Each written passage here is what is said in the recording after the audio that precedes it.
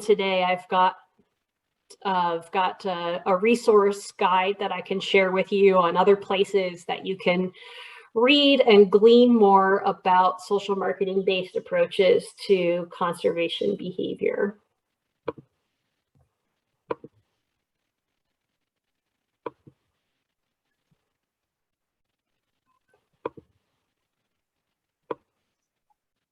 Okay. There we go. So if you have questions as I'm talking, as you are familiar with in the Zoom environment, you can populate in the chat. That's totally great. I'll try to take a look at those as they'll flash usually in front of my eyes. But I also invite you to interrupt me. Honestly, I don't mind one bit whatsoever. So if you want to get your question in and share it, that actually might be more effective than going to chat. I can pick back up where I left off, and it could certainly take the conversation in a way that's more relevant to you and maybe more relevant based on the other workshops and trainings that you've attended. So don't hesitate to unmute and say, just a sec, just politely interrupt, right?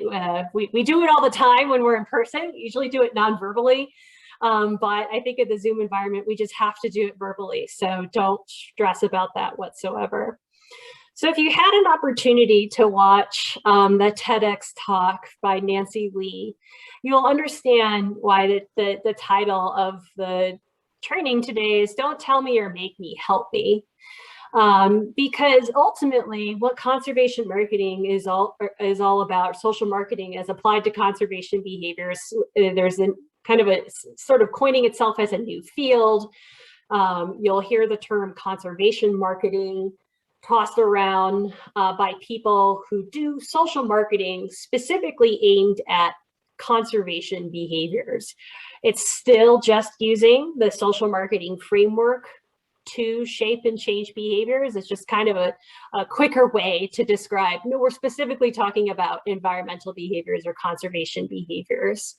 And so social marketing is all really about helping your audience. That doesn't necessarily, that could be through financial incentives, right? And those extrinsic kind of motivators. But it could also be through understanding their psychology, their motivations for engaging or not engaging in a behavior, their attitudes, their norms, their social circles, their identity. Lots of different factors shape who we are as individuals. And you think about, no one wakes up every day and is like, I'm going to do all that I can to destroy this planet. Most of us have the best of intentions, but, life gets in the way. Like we're constantly making trade-offs and optimizing the choices that we have in front of us to make the best decision at that time. And there we go. So after I talk a little bit about what social marketing is and why it's useful, I thought it would be most helpful to talk about some of the principles in social marketing by going through an example of a recent social marketing based approach that I helped implement with NOAA in Hawaii in 2020, right before the pandemic took the ending weeks of the project away. And then I'll go through some principles, and we'll have a little bit of discussion, I think at this point, just as a group, on how you think, based on some of the principles that I talked about, how you might improve or expand the campaign that I share, and why you think it might be successful from a social marketing lens. And that will be our group discussion time. And then we'll have a short break. The majority of this training we will actually spend on this front half here on social marketing, the example, the principles behind social marketing that you want to leverage in order to shape and change behavior. And then we'll kind of go almost back to the very beginning of how do you even think about what is the best behavior to select and how do you go about evaluating it. And then, as I said, I'll provide Kim a resource sheet of links that she can share with you all on where you can go to continue learning about social marketing and take this information to your job, to your projects, whatever your next steps are that you would find social marketing useful for. So social marketing is something that you are encountering on a daily basis. You know, the pandemic, you know, it's fun to think about the silver linings of the pandemic, right?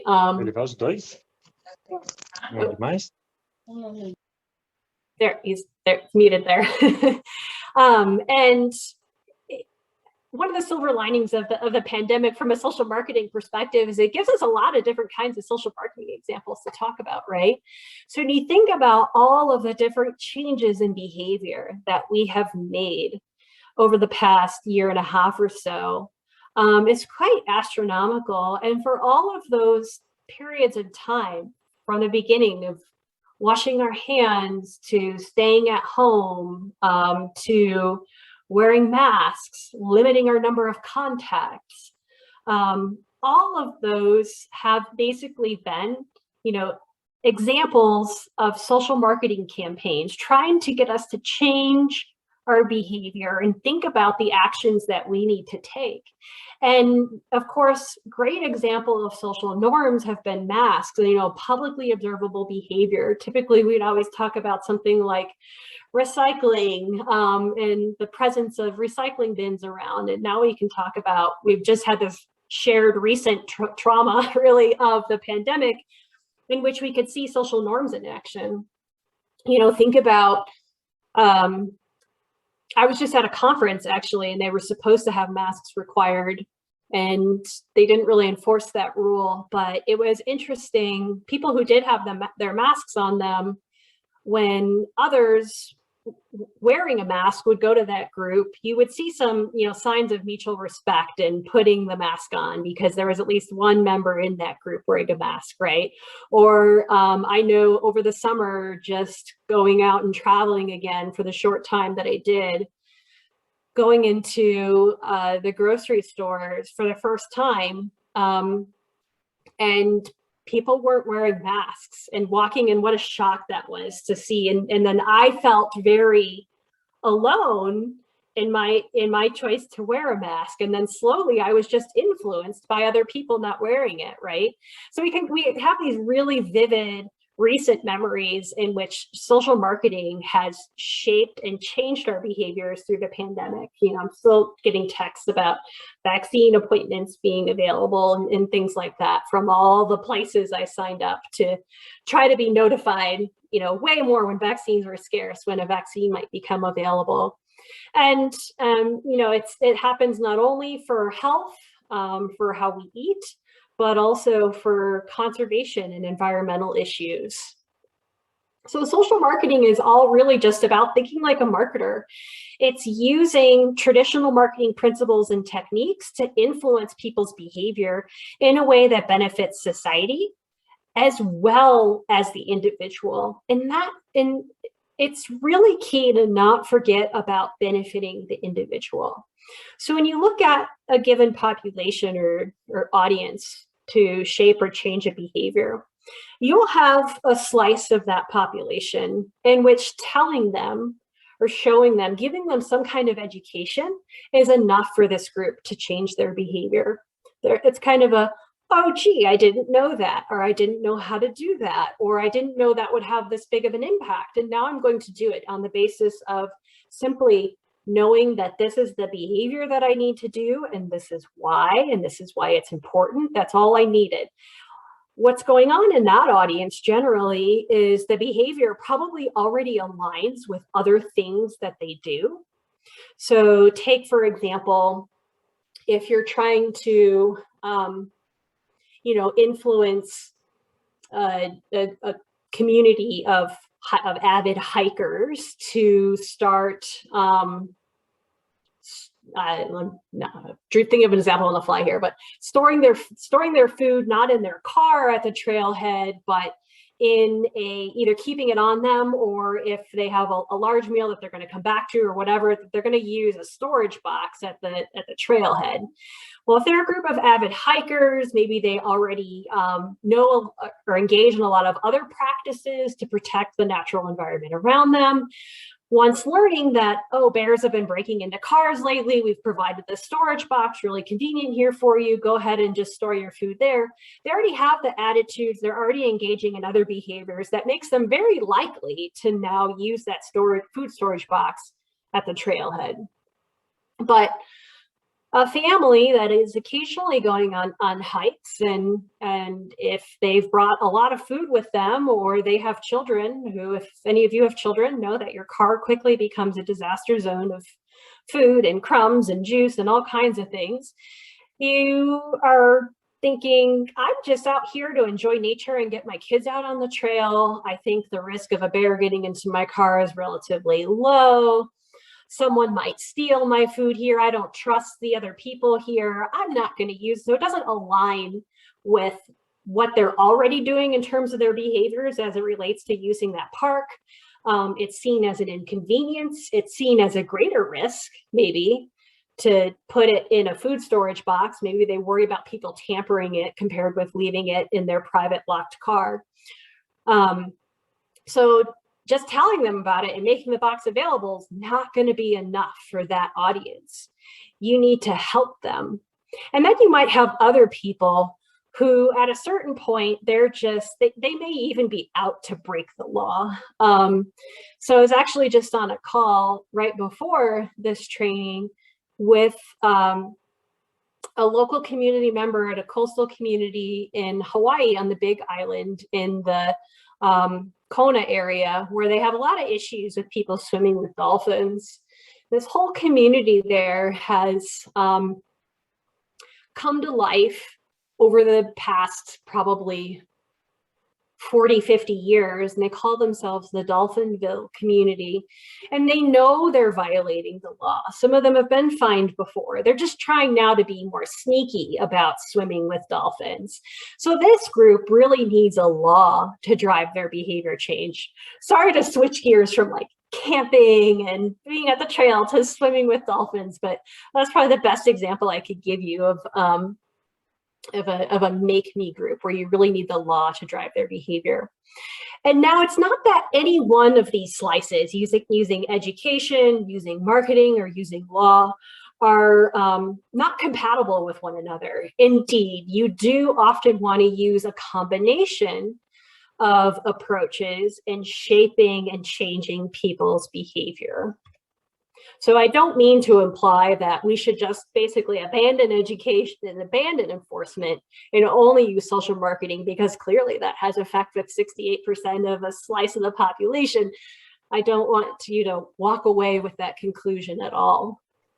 So Katie, what would be an example of the help me part? Oh, so going back to the example of the family at the trailhead who, you know, they have food in their car and they're being asked to either take it with them or store it in a food storage box at the trailhead instead of bringing it with them, right? So in order to help them, we have to understand what are the barriers to the desired behavior of putting the food in the car or taking it with them. Is it that they have too much food? Is it that they fear that it's going to be tampered with, or it's going to be stolen out of the box? And so if we know that those are some of the barriers, well, now we know how we need to communicate with that audience. What do they care about?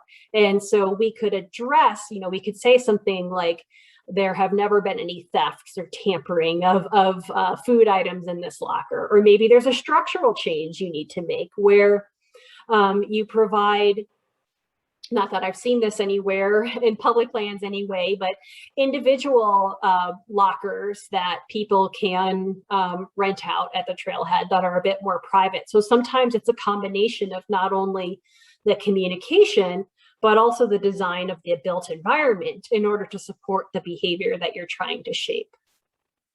Is that helpful there? So social marketing all fits in within that help me. And there's lots of different strategies that you can use in order to help support the behavior change that you want to see. So the 5 key components of the social marketing framework first starts with designing an intervention to change or encourage specific behaviors. And the term specific is emphasized here for a reason.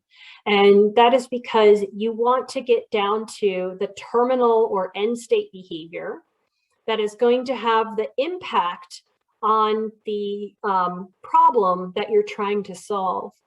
So when, for example, when I work with the National Park Service, they said, okay, we've got issues of wildlife food conditioning and habituation, and there's a lot of different things that cause it. There's micro trash and crumbs and litter that people leave. There's also deliberate hand feeding of wildlife. There's people who have been getting too close to wildlife, and then the wildlife then get habituated. Maybe there's also feeding involved. So there could be several different behaviors that ultimately create those conditions of habituated and food conditioned animals. But when you're trying to run any kind of social marketing campaign, you want to start and work backwards from any one of those specific behaviors. So you usually don't want to combine multiple behaviors into a single campaign. You want to really drill down into one. So with the National Park Service, for example, we focused on food storage, getting people to store their food properly and comply with the food storage laws while they're camping in the park. You could do an entirely different campaign around intentional feeding. It's a very different behavior and likely even a different target audience around those who are intentionally feeding wildlife versus those who are unintentionally feeding wildlife by leaving their food and other kinds of wildlife attractants out. Alex raised your hand. Hey, yes, thanks. So, when the examples you're describing are about changing someone's behavior. And I think some of the work that we're thinking about at Western Landowners Alliance is a little bit less about changing someone's behavior, but changing the way someone thinks about a problem. So, wanting to shift a perspective in urban audiences of people seeing landowners as the problem to people seeing landowners as part of the solution. Yeah, so that's a little different because in that you're not trying to change their behavior unless there's a specific actions that you can tie to that. That's trying to change attitudes or win hearts and minds. And not that you don't do that through social marketing, but sometimes within social marketing, you're trying to encourage the behavior first, even before those solid, attitudes are fully changed, before the hearts and minds are fully won over. I mean, if you can go that route and work through changing attitudes and mindset, then you are more likely to get the behavior change. But there's other levers that you can pull to encourage or nudge people to engage in a behavior. And then by doing that, they start to see themselves as somebody who is that person. They start to seek out information that aligns with the behavior that they've tried previously. Now, you can still use some of these techniques to shape attitudes as well. You still use persuasive communication, which can help frame how people think about another party in your case differently. So hopefully from talking about some of these components, you could think about, rather than targeting behavior change, targeting mindset change by framing the attitudinal object as within using some of these different techniques for persuasive communication. Yeah. But social marketing is really about changing behavior. So are there behaviors that change that go along with that, or is it truly just a mindset? Is there no follow-up behavior to that? Well, I think it's trying to make the levers for generating funding um, more accessible. So that comes down to policy change, but you need to have public support to get to policy change. Yeah. And that might be more too, you would borrow too from the literature, just in political communication, where you're really more focused solely on changing the, temporary attitudes to achieve some kind of legislative end, rather than encouraging behavior change for the entire social good as well as the individual. But I hope that there's still some recommendations and techniques within the social marketing framework that would be applicable to that. But just based on your description, I would categorize it a little bit differently than what social marketing typically deals with. And maybe as I go through and I go through how social marketing differs from other communication, other types of interventions, you'll understand where it uniquely fits. So you're also trying to use one or more behavior change theories to help design and target the communication approach. And so one of the readings that I gave you was on the different kinds of behavior change theories that are out there and how they would be applicable in the social marketing framework. And I'll talk about a few of those today as well. You're also typically going to do formative research to try to segment and understand who your audiences are, whether that be through surveys, through focus groups, in-depth interviews, or other kinds of data that you might be able to mine, such as through data that is digitally collected, through tracking cookies on websites, through sophisticated campaign tracking, through digital campaigns that you might use. You could start to understand a bit more about your audiences. And then I also encourage you to use existing literature that's out there about your audiences, as you may have access to scholarly sources as well as gray literature, white papers that have studied audiences that maybe aren't exactly your audience, but are similar enough that you could draw some useful insights from them. It's really helpful to saving money in the long term to start with research that's already been done and then build from there, rather than trying to conduct brand new research for your problem. This is usually where people don't have as much money targeted for research, formative research, to understand your audiences. But it's certainly helpful to designing a social marketing approach if you do have the budget. And then last but not least, or not last but least, second to last, is creating an adequate exchange of benefits to encourage what people have to give up or put into adopting the promoted behavior. So this all comes to understanding what's the competition, what are the competing behaviors, what are they currently doing, what are they currently not doing, what's getting in the way of what you're wanting them to do. And I really like how Alan Andreessen summarized creating this adequate exchange of benefits to encourage the justification of efforts as this CES did. It's unfortunate, but you want to provide a superior exchange that's socially desirable and easily done.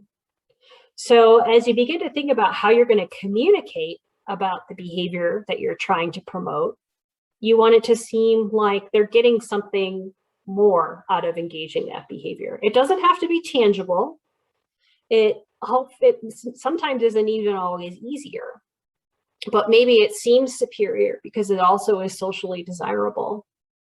And then you want to ensure that it's easily done, that you want to remove those barriers to the behavior. And that doesn't just come from the communication approach, but it might also come from other kinds of interventions, whether that be creating rules and laws, altering the environment to support the desired behavior, as I went to earlier about the lockers,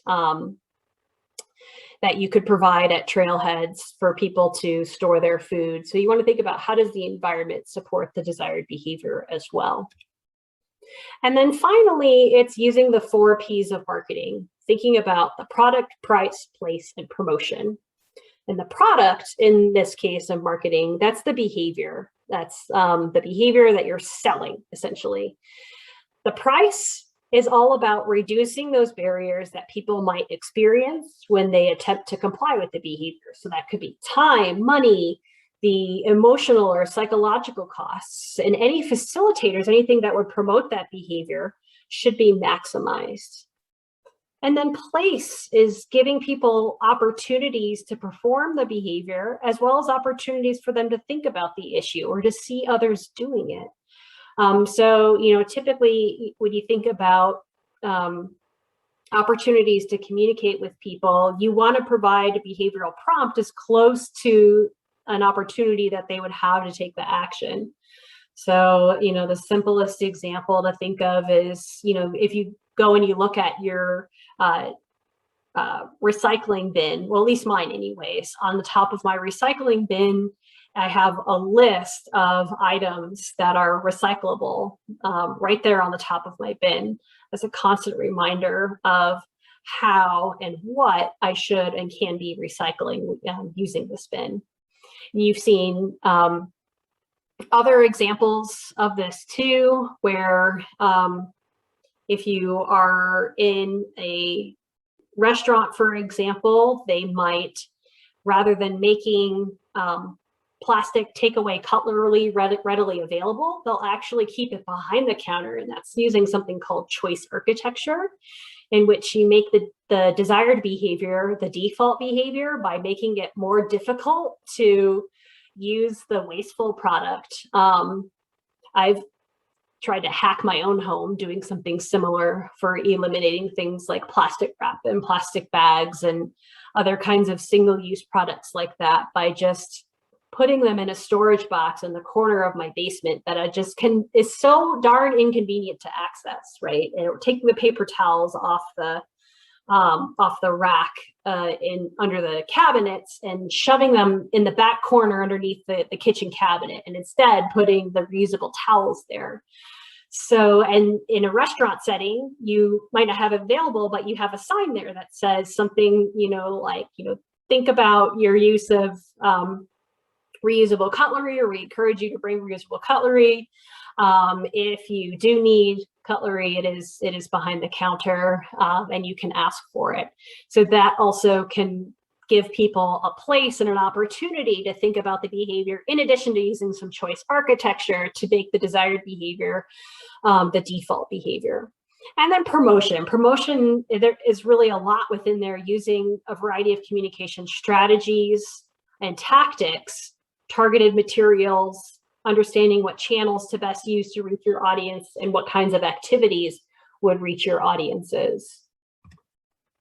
So some comparisons are to help you understand where social marketing fits in terms of changing people's behavior.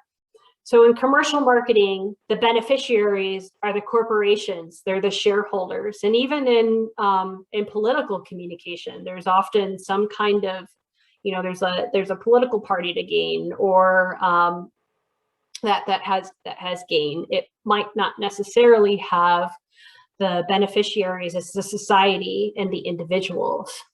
What they do have in common is an orientation towards the audience, or viewing the audience as your customer. So as soon as you start thinking of them more like a marketer would, trying to sell them a box of Tide, and now you're trying to sell them that a behavior that's going to benefit them as well as society, you really start to think about more creative ways to approach them and change their behaviors. It's utilizing exchange theory. That's going back to Alan Andreessen's acronym that I went over earlier, and I'll talk about exchange theory again. Use a marketing research throughout the process, conducting in-depth interviews, focus groups, surveys, in order to understand who your target audience is, what kinds of messages might reach those different target audiences, what needs to change about their environment in order for them to do the behavior you're asking them. And then you may also be doing pilot launches of your social marketing approach and collecting feedback as that campaign is going on, and understanding what's working well, what's not working so well. And then sometimes at the end, you would do a summative evaluation in which you evaluate the impact of the entire campaign on the audience's behavior. Did it actually change their behavior? And it's not always easy to measure behavior change, especially in with private behaviors, but behaviors that occur within the home. So sometimes you have to get creative about how you are measuring that. But I think a lot of social marketing approaches fall short in the evaluative component, and where they could tell you how many brochures they handed out. They can tell you how many views their Facebook post got, how many likes their Instagram post got. You know, they can tell you something about the media reach, but they can't tell you much about attitude change or behavior change. And ultimately, if that's what you were trying to do, then you should think from the beginning, how can you evaluate the actual behavior change to see if it did make a difference? Because you wouldn't want to make that same investment again if it didn't make a difference. And in fact, there's a very popular campaign you might have heard of, ever gone to a social marketing training before, that was done to try to reduce the amount of fertilizer applied on lawns that would, and the water would exit into the Chesapeake Bay. And it's this really great campaign. It's very clever. They had like advertisements and billboards which show this beautiful green lawn, and it would say no appetizers were harmed in the making of this lawn. And it's really cute, right? Like protect the Maryland crab cake. Don't, you know, water and fertilize at appropriate times. It was all about changing homeowners fertilizing their turf grass. And they actually didn't see much change in people's behavior from that campaign. But it's a fun example that social marketers regularly like to talk about and put up there, because it actually shows you how it's not the way to win your audience over isn't necessarily through what you and your organization cares about, but you have to figure out, well, what does your audience care about? And to those homeowners with those large lawns who are fertilizing to keep it green, it was the crab cake. And obviously that wasn't the only impact their behavior was having on the waterways, but it was a way through to them. So it's a great way, a great example simply for understanding your audience and a different way to appeal to them than through kind of the typical, you know, save the environment because it's going to have this impact. It's having all of these negative repercussions and you should care about that. And therefore you should pay attention to when you're fertilizing, how much you're fertilizing, and when you're watering. So continuing with some distinctions, communications. So just communications. Communications is an important part, but it's not the only part of any social marketing effort. So it's widely used by a lot of different approaches to change behavior, but it's generally not effective in and of itself. And then of course you have regulation, and you do have to communicate about laws, but usually you're not only just communicating the specifics of the law, but you're also trying to change and encourage the behaviors that that law is meant to enforce. Usually law enforcement or enforcement of a lot of laws takes a while before it becomes more regularly enforced, or even you know, there's usually a bit of time where enforcement is thinking, okay, we're letting people adjust to this law. We're going to give a lot of warnings. We're going to do a lot of education or courtesy contacts before we start actually enforcing. And during that time period, you have to be doing a lot of social marketing and communication in order to start aligning people's behavior with whatever law is in place to now enforce that. So I'll talk about one later, actually let you all think about one later, which is a new law in Hawaii about swimming with dolphins. That's kind of fun to think about. So regulation is compatible with social marketing. It usually, of course, increases the cost of the undesired competing behavior. and it generally doesn't increase the benefit of the desired behaviors. So that's one of the downsides of regulation. Social media. Sometimes as soon as you say social marketing, people will start immediately talking to you about social media. And if you ever try to do a Google search for social marketing to find information, you always got to remember for it to minus the terms social media, because Google gets confused as well. Social media is great, especially for communicating social norm information or establishing descriptive norms. It's just another communication channel. It's not an inherent part of social marketing. Nonprofit marketing is using fundraising, advocacy, program development to support a nonprofit's cause and its products and services. Not always necessarily for social good. There's usually going to be that end of fundraising, advocacy, program development, specifically for the nonprofit's cause. Oftentimes there is some overlap in the nonprofit's cause and something that's beneficial to society at large. Behavioral economics has been really hot topic that you've probably heard a bit about throughout the pandemic, or maybe have read popular books about. This merges economics, psychology, sociology, and anthropology to change the external environment and promote voluntary behavior change. And social marketing applies insights from behavioral economics in order to encourage or nudge people to engage in the behavior that you're asking them. So social marketing's niche, it's more than words and or regulations. And you need that to influence people's behavior. So social marketers, what they ultimately do is you understand your audience's perception of self-interest, you understand their barriers to the behavior, and the competitive forces that create attractive choices. This can be done, again, through existing literature or formative research on your audience, as well as looking at literature on persuasive communication, behavioral economics, behavior change theory. It all helps us understand our audiences and their perception of self-interest, barriers to behavior, and competitive forces. These lead to interventions that can reduce barriers and increase benefits that matter to the audience, and in the end, move people to take the action that you're seeking them to take. But the challenge with social marketing is always that it relies heavily on rewarding good behaviors rather than punishing bad ones through legal, economic, or coercive forms of influence. And a lot of times, when you think about the Chesapeake Bay example that I gave earlier, you cannot promise a direct benefit or an immediate payback in return for adopting the proposed behavior. This can be particularly evident in the case of conservation marketing, when you're trying to get people to conserve for climate change or for the environment. So sometimes we try to bring forward reasons that would have more immediate or near-term benefits to people, such as saving money, for example, or it looking socially popular, being, condoned by their social circles, or aligning with another form of their identity.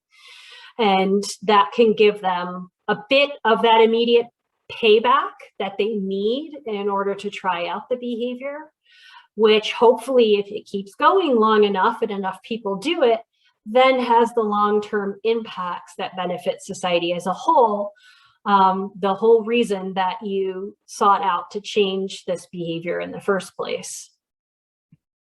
So to talk about the concepts that I've just went through, as well as the principles within social marketing, I said earlier I was going to go through an example of a social marketing based approach to affecting people's behavior, to talk about those rather than continue droning on in these abstract ways about what social marketing is and what it tries to do. But before I move into this, I wanted to take a pause to see if there are questions about how social marketing is different, what it intends to do, or how it might relate to other fields or topics that you've learned about.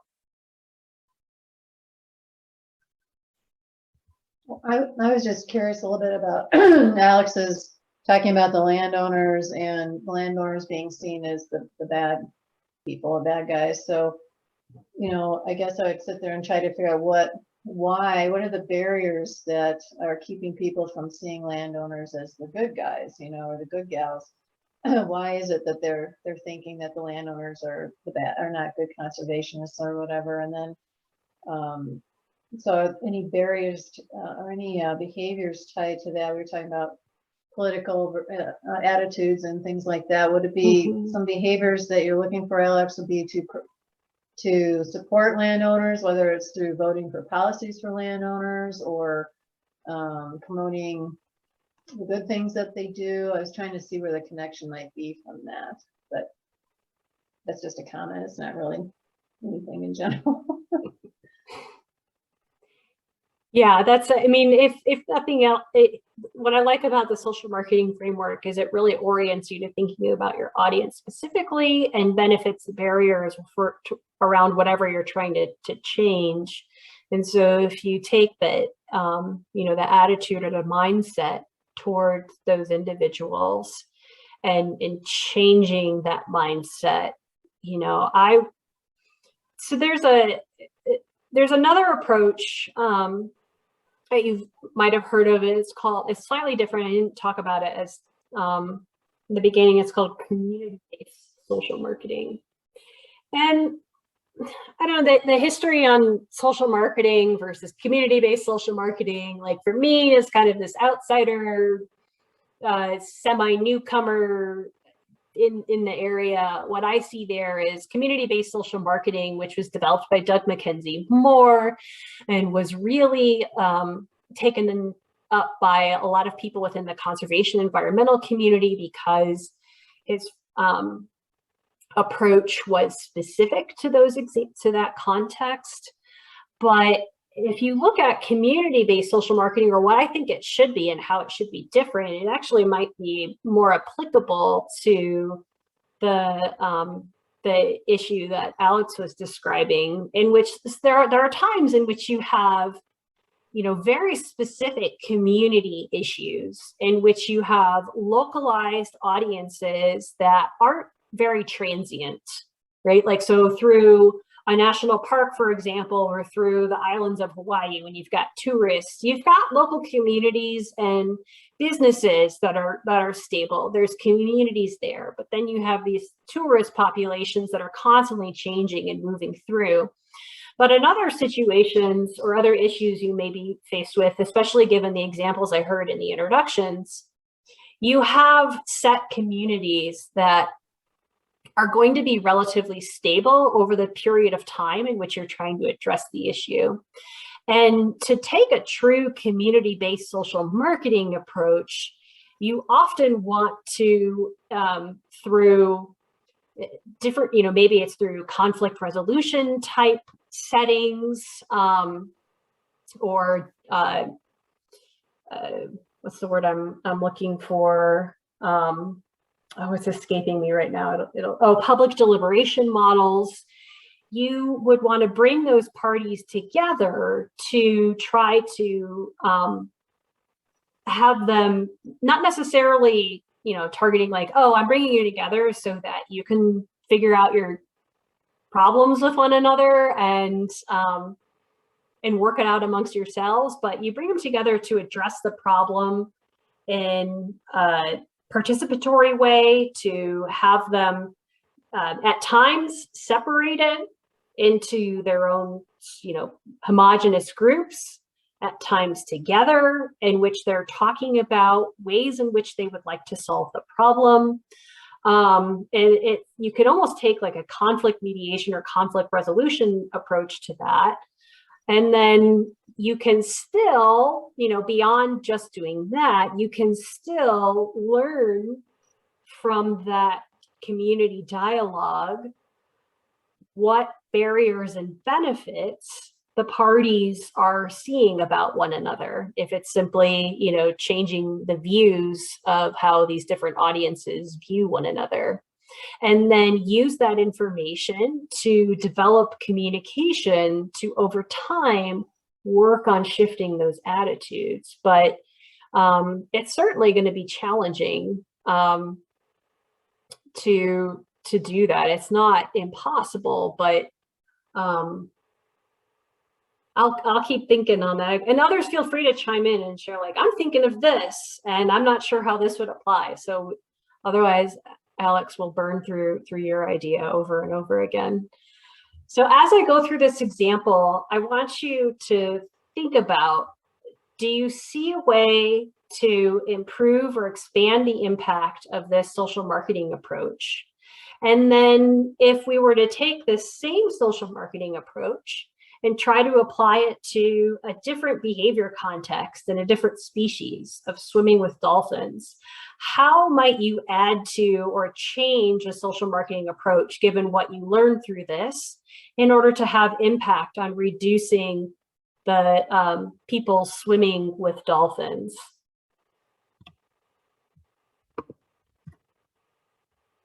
Okay. So have any of you been to Hawaii recently, or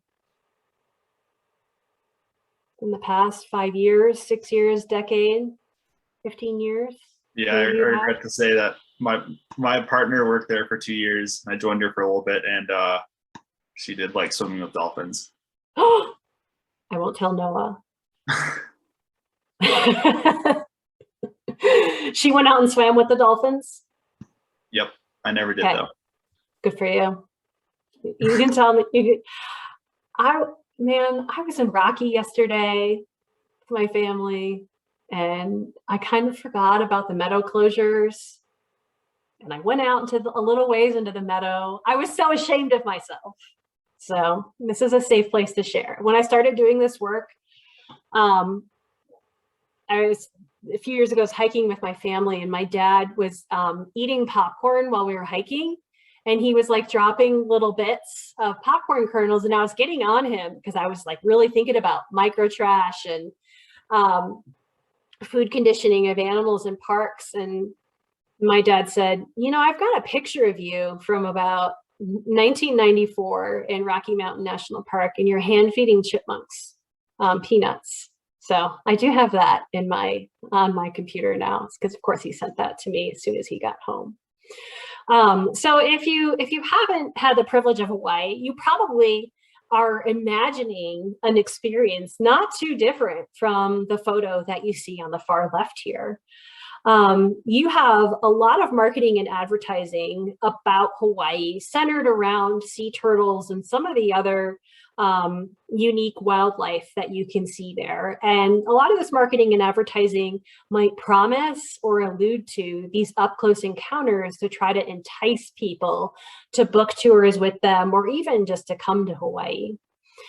Then on the other hand, you have nonprofits and government agencies that are trying to educate people about the threatened nature of the sea turtle species in particular, and educate them on the importance and value of this species, the unique behavior, ultimately trying to appeal to tourists through a way that appeals to people who work for NOAA and who work for, a Love the Sea Turtles nonprofit, right? They love learning everything they can about sea turtles, and they care and they act in ways to protect the sea turtles because of the rich and deep knowledge that they have about the species.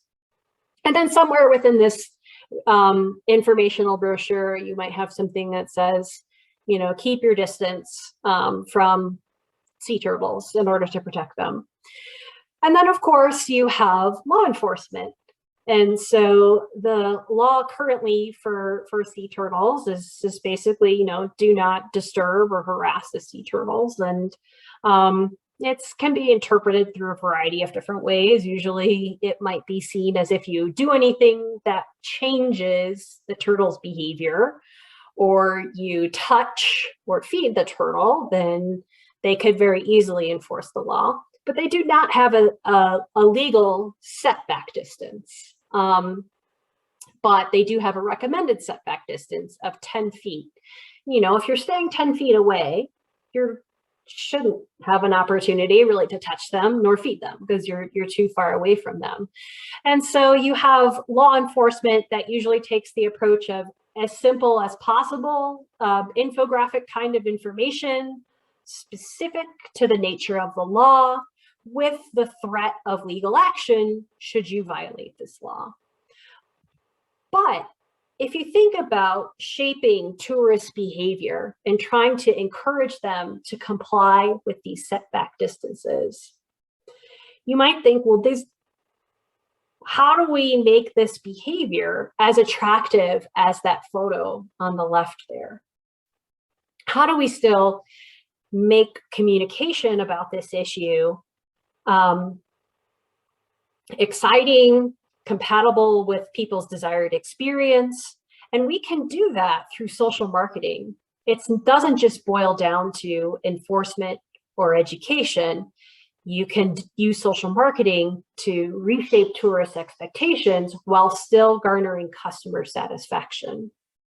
And in Hawaii, just for context, for those of you who haven't been there or don't know about the sea turtles there, it's one of the only places in the world besides the Galapagos Islands, and the sea turtle biologist at NOAA sort of said it might not even really be happening in the Galapagos Islands, but where sea turtles deliberately crawl out of the ocean to bask on the beach during the day just to take a cute little nap.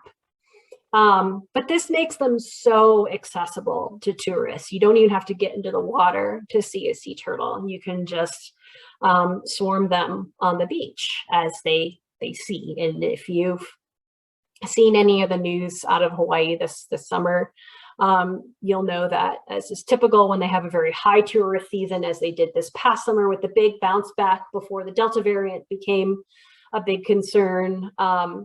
They had a lot of issues with people harassing wildlife, posting about it on social media, and then the community just becoming enraged over tourists and how they're behaving.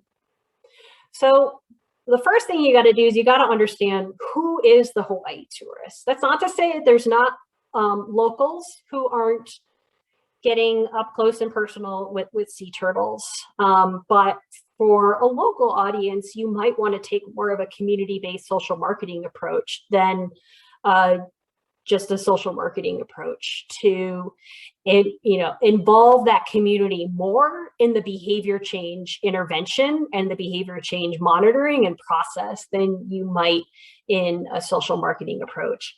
Now, you can have impact by scale your impact more by doing that as a part of your social marketing approach as well. And so conducting in-depth interviews with key stakeholders and representatives within that community can help you understand who your partners and or adversaries might be in trying to shape this behavior, because there are obviously tour operators who might have a limited view of their role and be very highly motivated by a positive review and a really good tip, and have decided that the only way to get a good tip and a positive review is to provide that up close and personal experience with a sea turtle or a dolphin or whatever wildlife might be available for them to see on the tour. So what's great about Hawaii is if you're on the plane, if you're ever on the plane in Hawaii, you take a little survey to tell them who you are. You don't have to, but they have a good response rate. You're a captive audience on the plane. So they do have some great demographic data on who is coming to Hawaii. So 65% come from the US. Japan is the largest international market for Hawaii.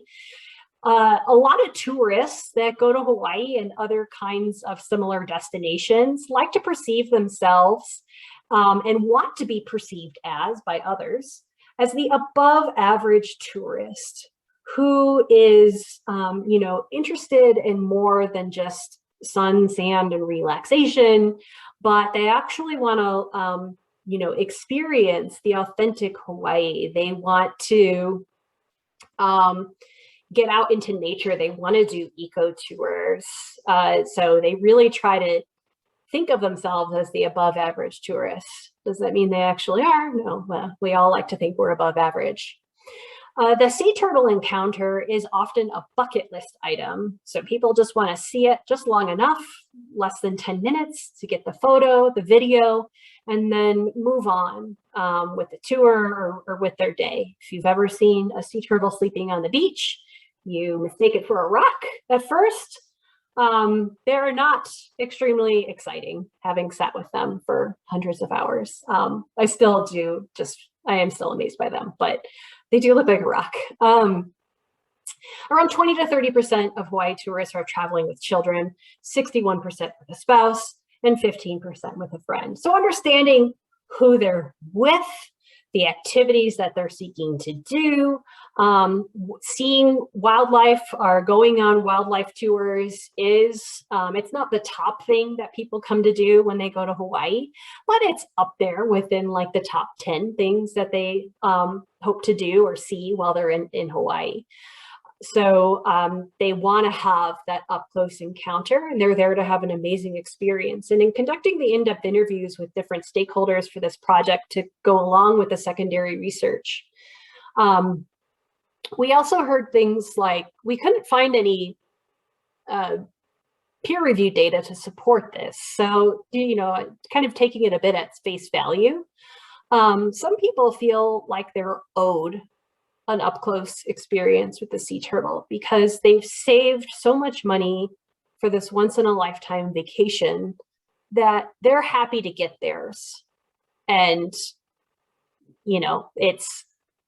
they feel owed that experience because they paid so much for this trip. It was interesting to hear that. I see the logic behind why they would think that or why that would exist. Some people feel entitled, what have you.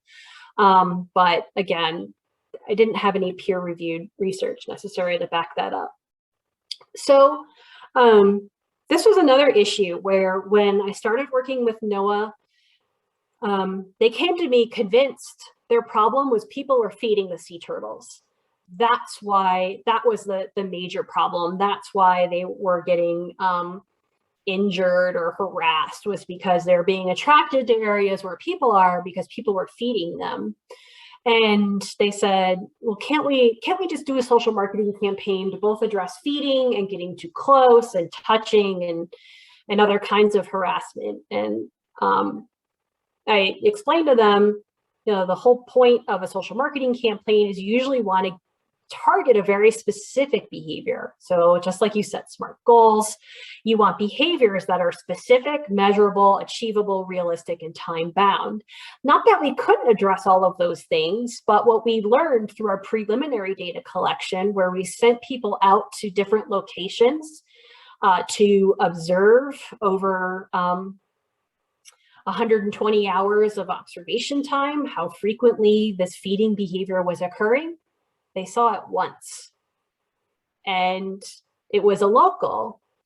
And so because we did that preliminary data collection to learn that feeding wasn't really happening at, not that even just one time couldn't be detrimental, but wasn't happening at the scale that maybe they had thought, but it was also happening among us very small, potentially only one person there was doing it. And if it's just one person, is it really worth investing an entire social marketing effort in changing a handful of people's behavior? In that case, I go back to that bell curve I showed you earlier. And is that maybe the make me audience? Probably not necessarily in this case. But I don't want to diverge too much, but there's a lot going on there too with how sea turtles are viewed by Native Hawaiians. And so there's a different layer going on there with that feeding behavior. And so ultimately through that process, because we learned it wasn't really feeding, but there was plenty of times in which lots of people were getting way too close to the turtles. We decided to focus specifically on that setback distance of 10 feet and trying to encourage people to keep 10 feet from sea turtles. So with goal setting theory, you want to specify and help audiences better visualize the behavior that you want them to do. So if you want them to keep 10 feet away, you want to be very specific, measurable about that. So not just keep your distance or keep a safe distance, it's keep 10 feet away. What does 10 feet look like? Well, this actually gets into other theoretical or conceptual components of making it easy to judge or easy to do, giving people the procedural or the how-to knowledge.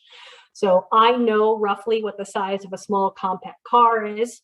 So we have that as a comparison for what that distance would look like to help people better visualize it. And then of course we branded it with the Hawaii aesthetic, with the surfboard on top, as well as the car choice and the decal on the window. There's another theory, self-perception theory, which suggests that the more we engage in a behavior category, so healthy behaviors, environmentally behaviors, the greater the chances that we'll sustain these behaviors and take on even more, because we're starting to now build an identity around being an environmentally friendly person, around being a healthy person. Not to say that there's not a cap there, but we're more likely to take on even more once we start to engage people in a specific category of behaviors. This is because as they begin to perceive themselves as a type of person who does these things, they reflect on that, and then it starts to alter their beliefs about themselves and change their identity, as I mentioned. So in our campaign, what NOAA had previously was really just that informational sign, the law enforcement sign that I showed you on the slide with the 3 examples, the picture of a woman and the turtle face to face in the water. Then we had the brochure, and we have the law enforcement sign. So they primarily were using education, telling you all about the sea turtles and how important they are, or law enforcement. This is the law. Break the law and you will be punished through legal fines and or jail time.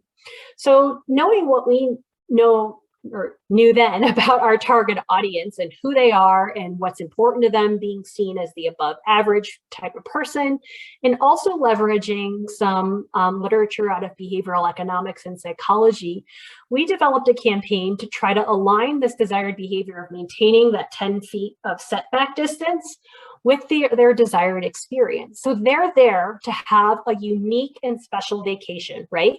I mentioned before, one in which they might have saved up for a long time.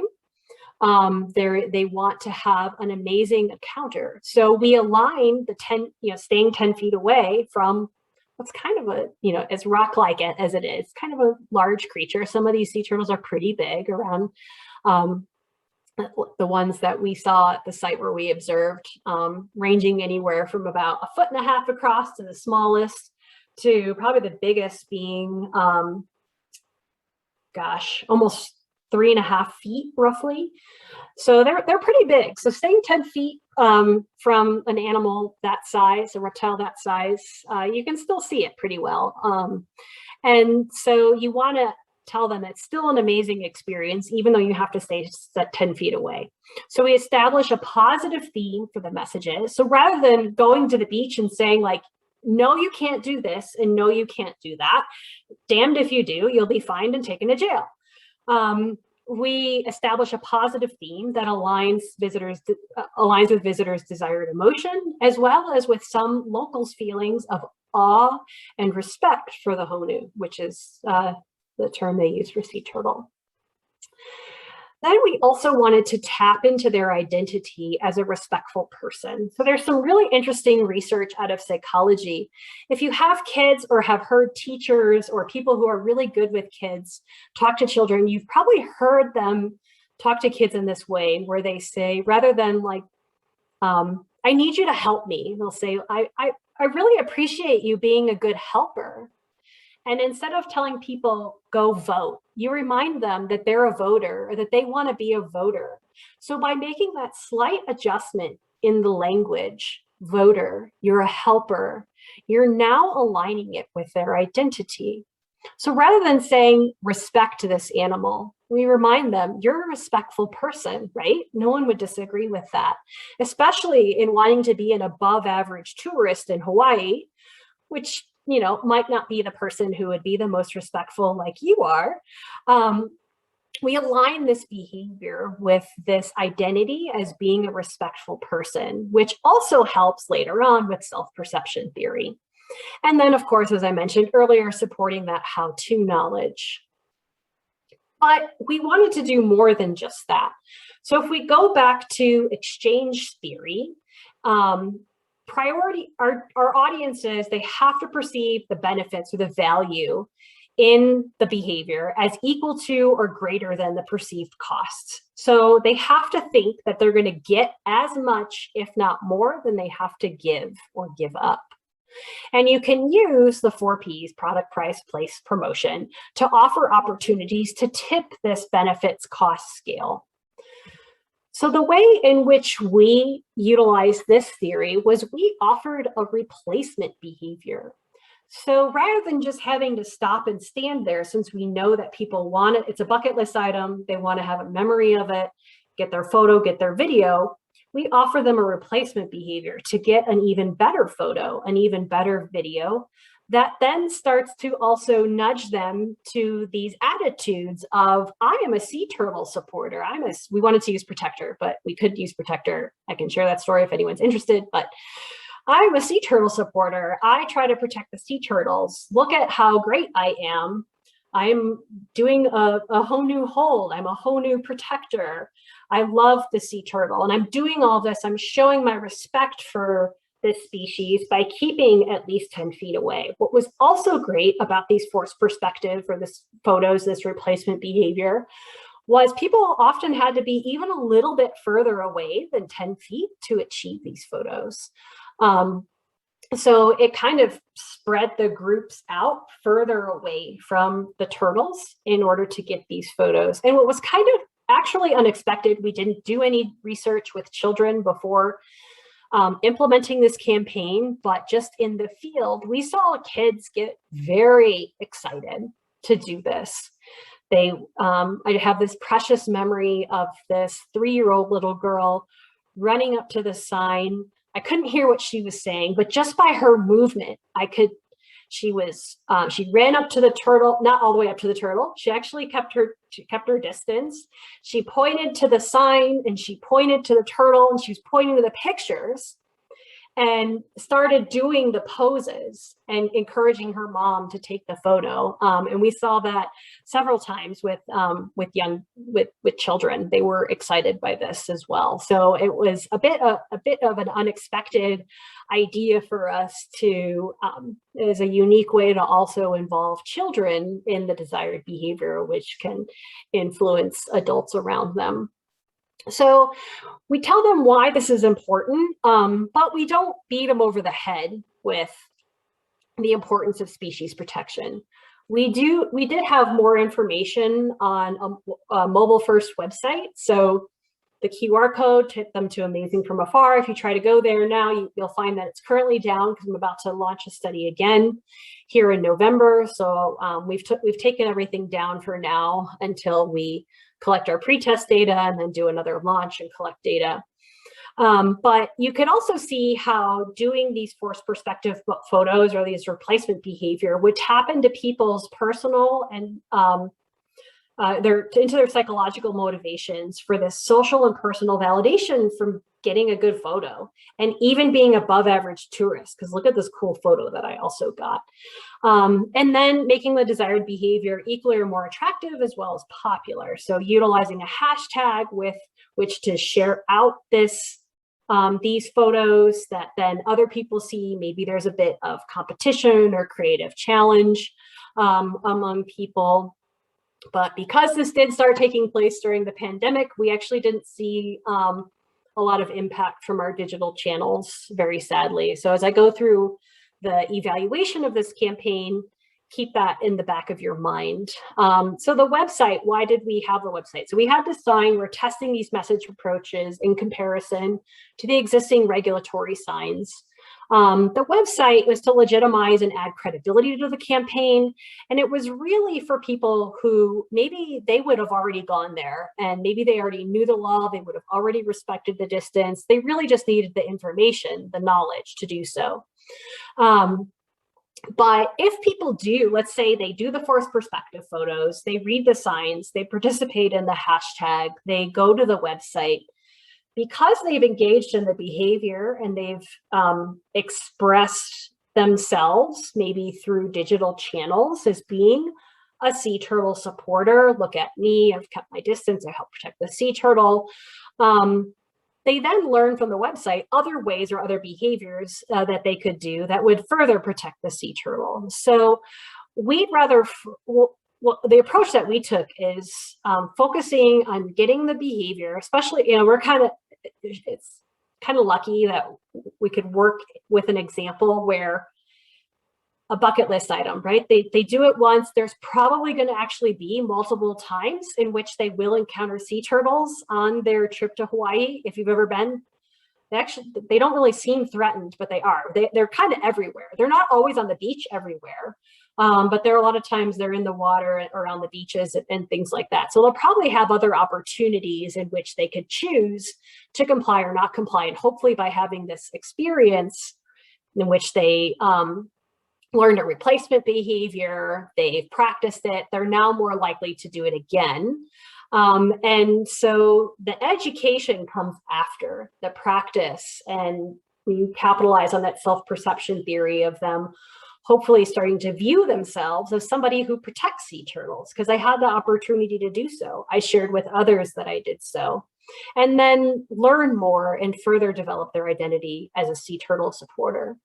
But there is another really important component to this social marketing approach, and that's that tourists are not always by themselves. And oftentimes at a lot of these locations that are known spots to interact with wildlife, you have tours that are going there. If a busload of 20 people pulls up and the tour guide says, everybody lay down neck cheek to cheek with the sea turtle, well, that's going to have a huge influence on everybody else who might have shown up there alone, and even in the presence of the sign. So we have to think about our opinion leaders, and tour guides are going to be opinion leaders among tourist audiences, whether or not the tourist is actually on the tour. As soon as they see someone who shows up and is acting like an authority figure, they start to follow them and pay attention to them.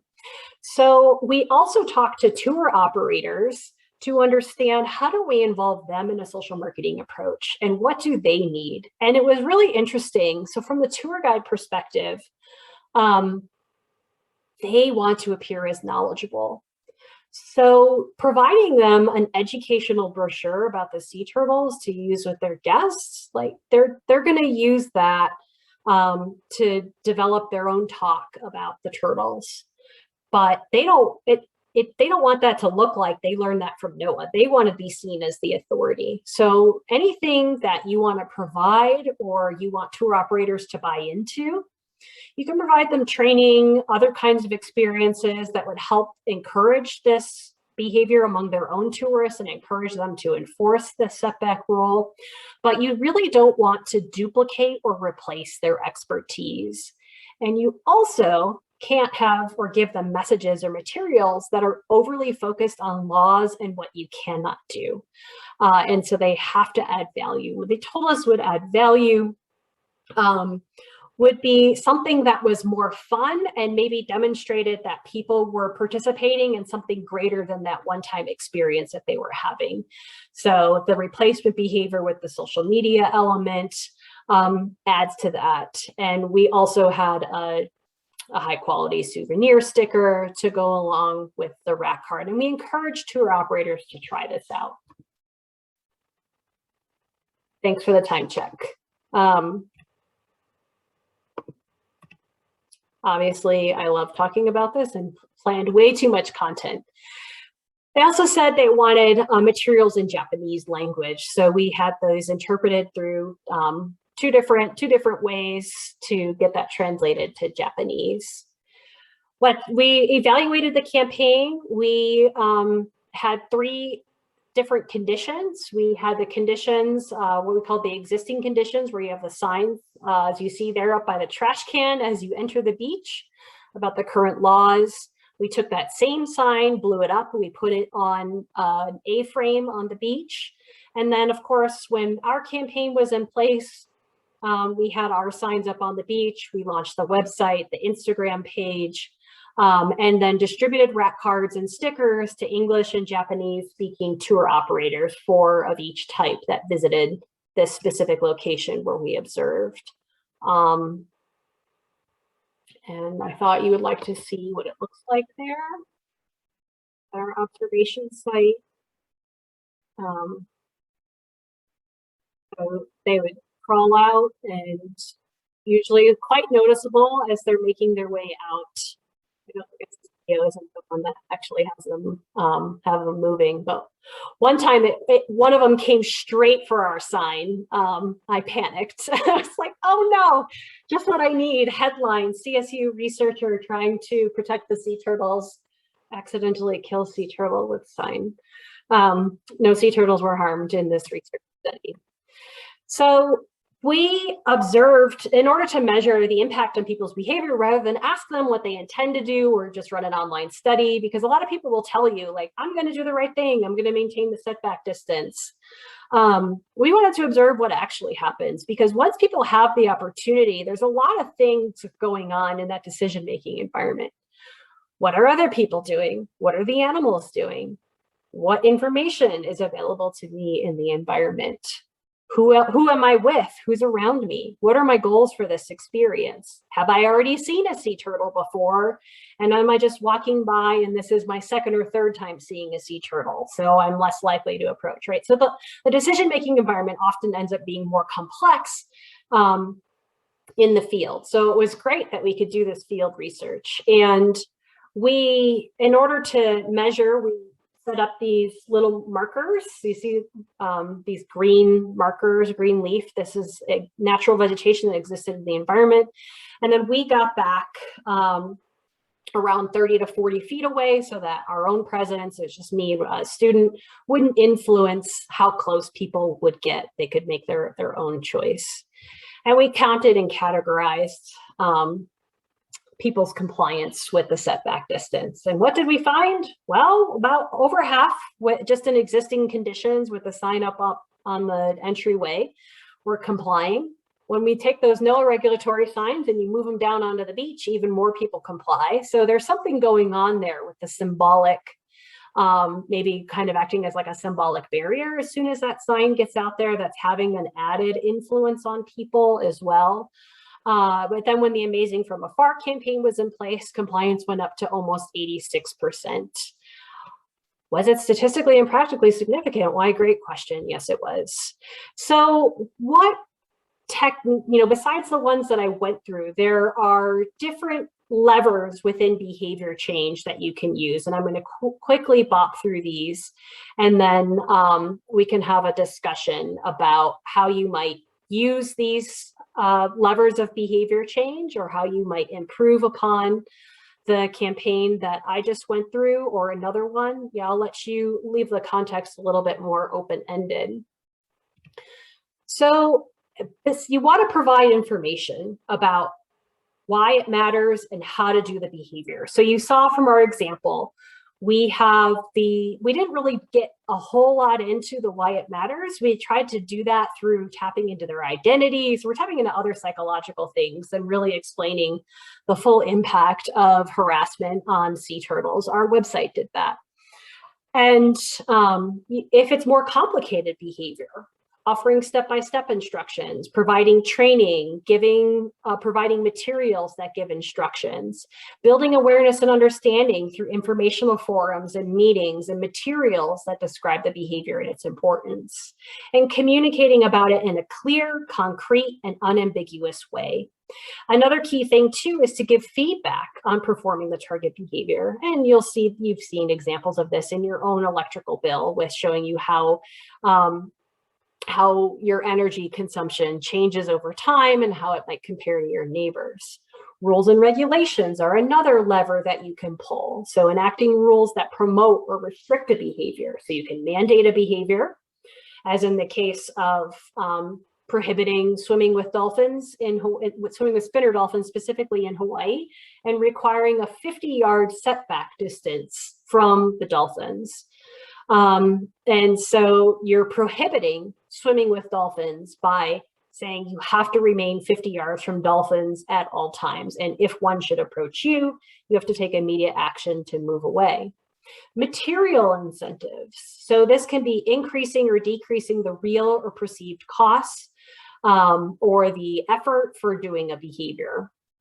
So you want to make it easy or make the alternative hard.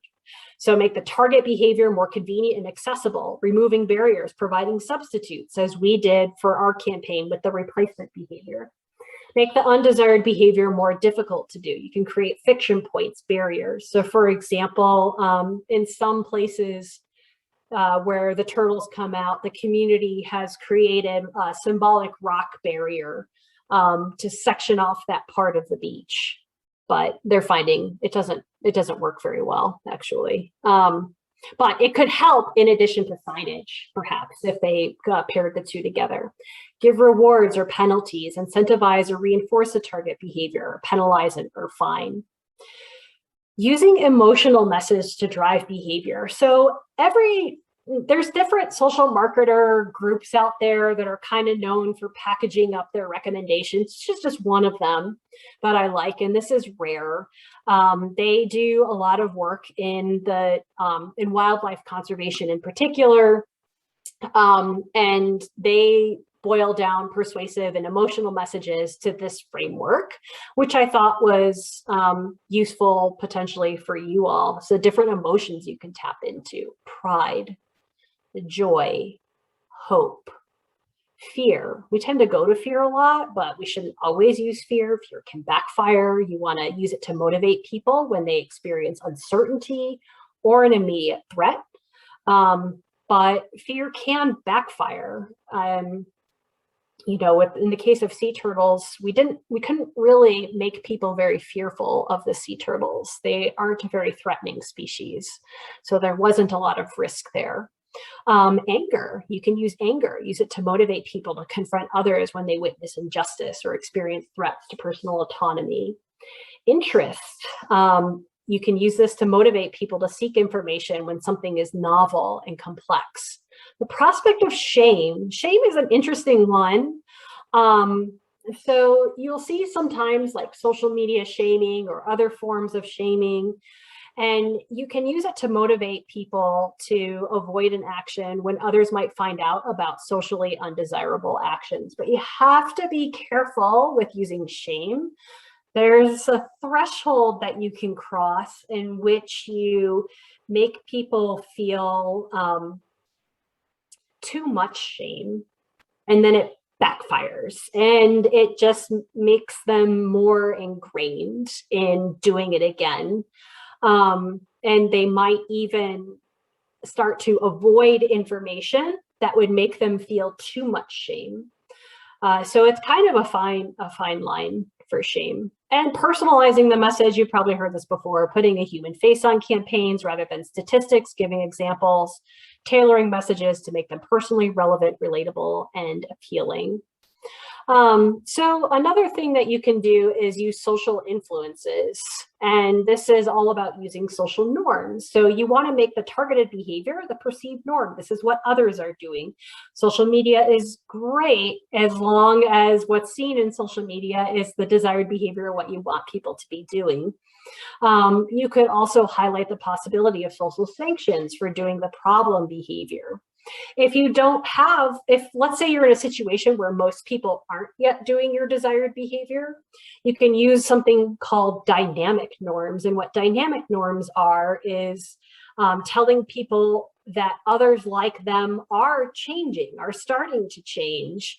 And so people feel like they're going to miss out. So you can instead say that people are currently changing their behavior. So you can say, For example, in the dolphin campaign we're saying more and more people are respecting wildlife by maintaining these distances from them. It's catchier than that, but that's the gist of a dynamic norm message. Promoting cases of success, leveraging credible and trusted messengers, facilitating peer community exchanges where others can observe and gain support for the target behavior. And ultimately, you can also eliminate excuses for not engaging in the target behavior. You can encourage public commitments or pledges, or what I call soft pledges, to drive the behavior. I do kind of worry a bit if there is a bit of pledge fatigue in the era of digital and social media communication. Pledges have been used a lot. And I haven't yet seen the research on it. I've asked others who are researching in this field if there is evidence of pledge fatigue. And I would say that's something to watch. So far, commitment making pledges still seems to work, at least in experimental settings. I'm curious if it'll work in the wild or in the field as well as it used to. And also, I've mentioned this earlier with the example of plastic cutlery choice architecture. So you can change the context in which choices are made. So earlier I gave the example of keeping the cutlery behind the counter. So the target behavior is the default option. You can draw attention to the target behavior by making it more salient. You also want to simplify messages and decisions, streamline complex decisions to focus on key information and actions, providing shortcuts to the target behavior, and using timely moments and props, target those moments of transition and habit formation. So if people are going there to the beach, it's their time to see the sea turtle and get the picture. Okay, well, there's a sign there that tells them, gives them an alternative behavior to do. Facilitate planning and goal setting. So help people plan ahead to achieve the desired behavior, and then use commitment to bind or limit those future decisions.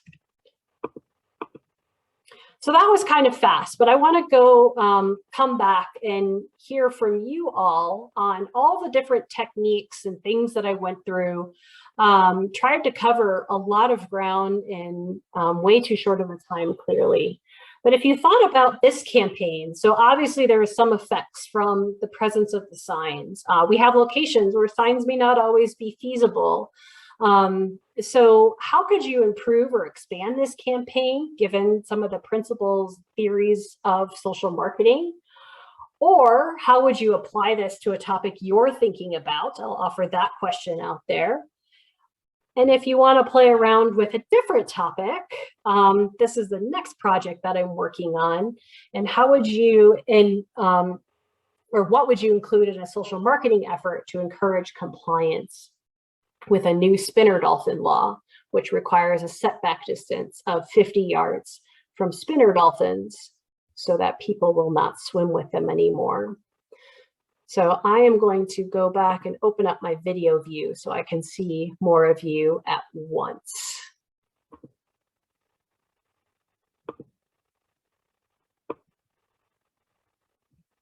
Are there any ways in which you would apply this topic to your problem, or ways in which you could think of that you would improve keeping people 10 feet from sea turtles, or encouraging compliance with the 50-yard setback in the water with spinner dolphins? Katie, yeah, a lot of this was really new to me, so thanks for the pace of your presentation. I guess the only two improvements I thought of was, since you mentioned that pretty much everyone comes to Hawaii via the airport, having some kind of preliminary signage in the airport. I think people actually read signs at the airport because they're trying to get their bearings. So that could be good.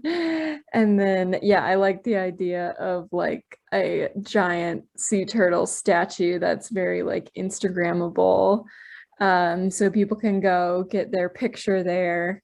And then, there would be signage there, like take your picture here, not with the actual living creatures. That's a great idea. I really wanted to do that in the national parks. I wanted taxidermied wildlife, but I wanted it to be a way to attract them to learning about the replacement behavior or the recommended behavior, to get them to pay attention to. It was an opportunity to attract attention to the campaign itself and the information we're trying to expose them to. And in Hawaii, actually, currently Hawaii Airlines is playing a video on the planes, and that's always what they people bring up, is signs in the airport and videos on planes. And I think that's a great way to introduce people to the topic, but then, you have to kind of keep the campaign going beyond there. But that's a perfect way to ensure that you're reaching as many people as possible.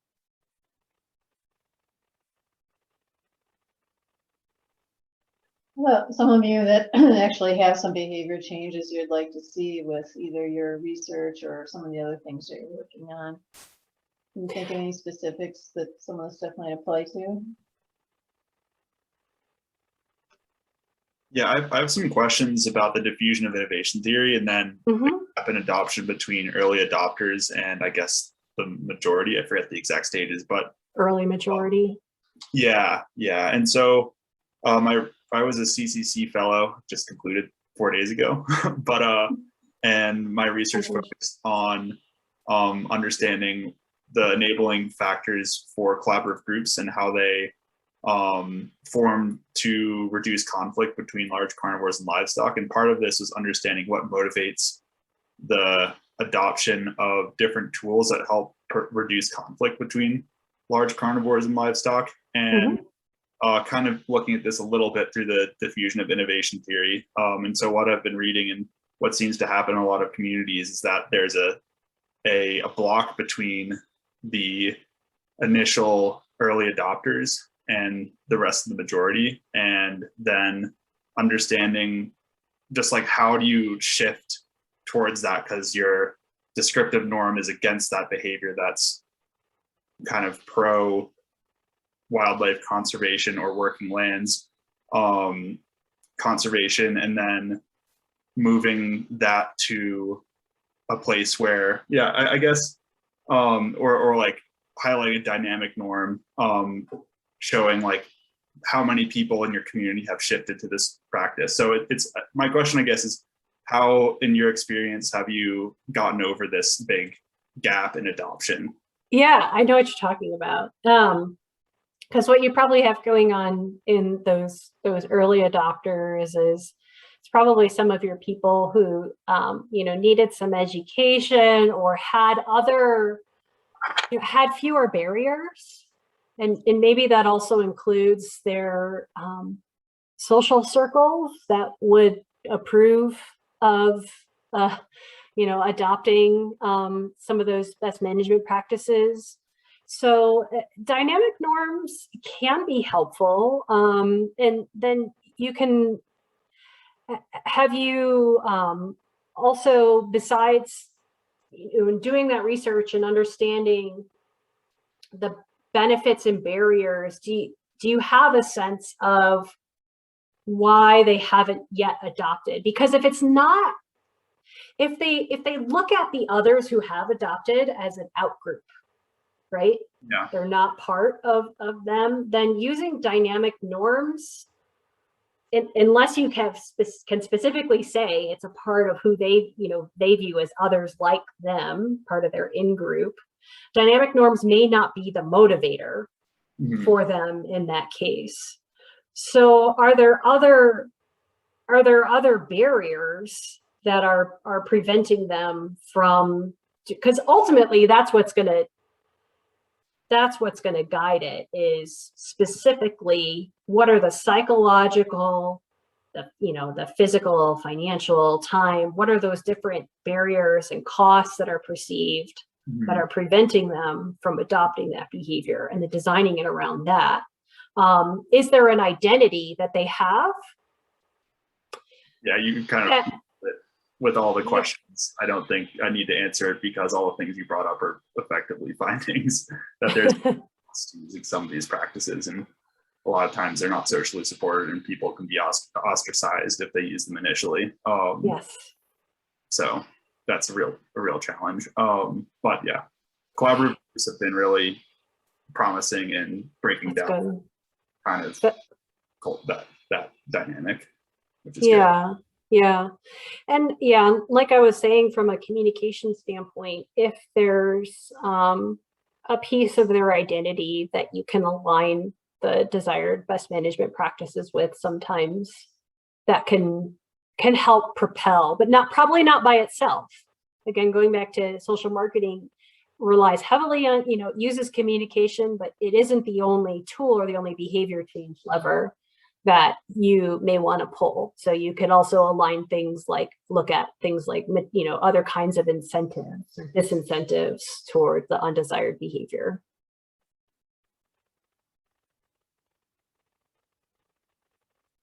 So we have time for one or two other comments, observations, or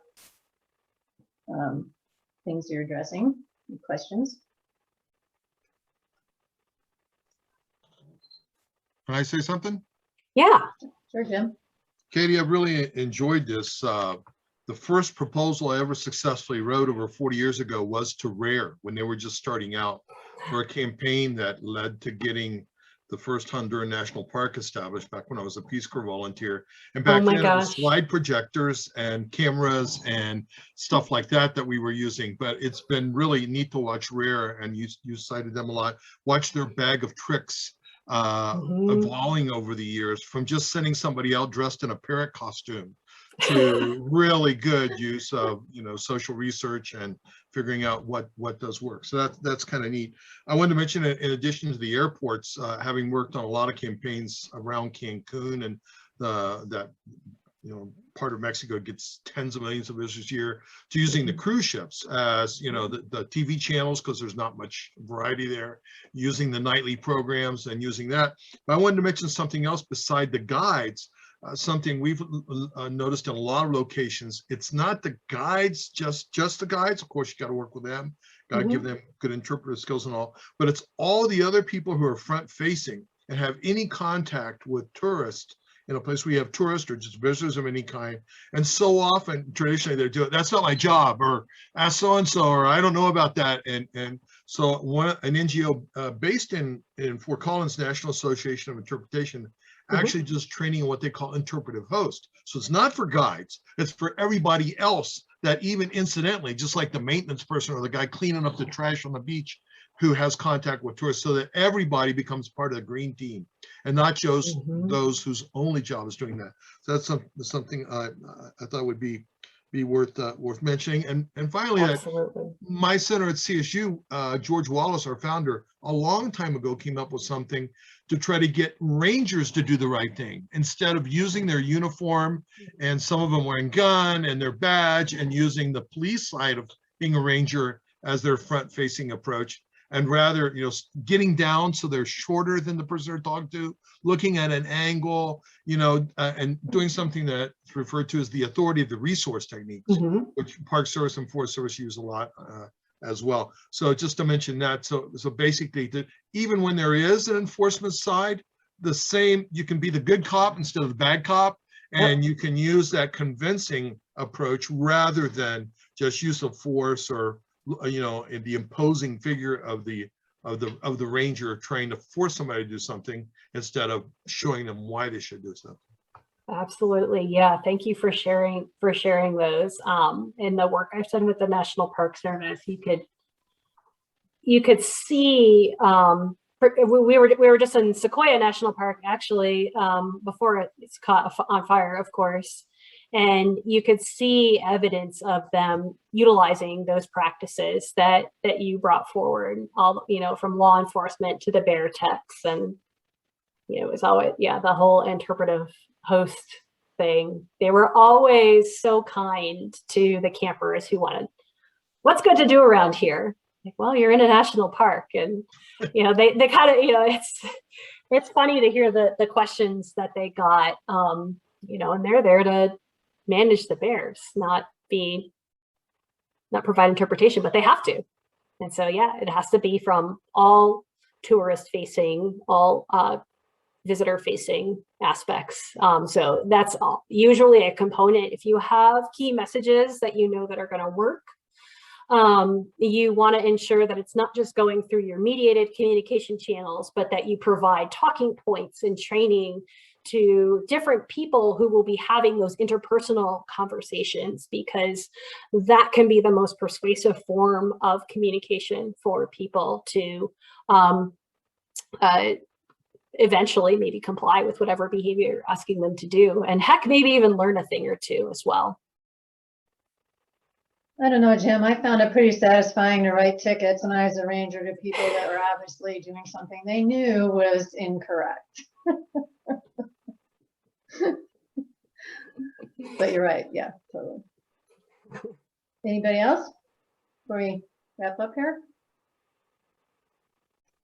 Yeah, and I'm sorry we didn't get to the behavior analysis exercise, but I'm going to package up some resources to send to you. If you have a topic in which you're trying to, if you have a suite of, multiple different behaviors that you could choose from for a social marketing approach, I'll share the worksheet that we were going to do today, which can guide you through evaluating and ranking the different behaviors in order to decide which ones or one might be the best to target in a social marketing campaign. So that could be a helpful exercise to take back with you to your collaborators or other people that you work with, or even groups that you work with. If you're thinking about how do we address a problem, what things need to change, and this is kind of a nice tool to help you evaluate those behaviors. But then likely you need to keep the ball for developing the social marketing approach with your communications team and or other people who are equipped to do this kind of work within your organization, including yourself. That'd be great, Katie. Yep, we can send that on. Sure.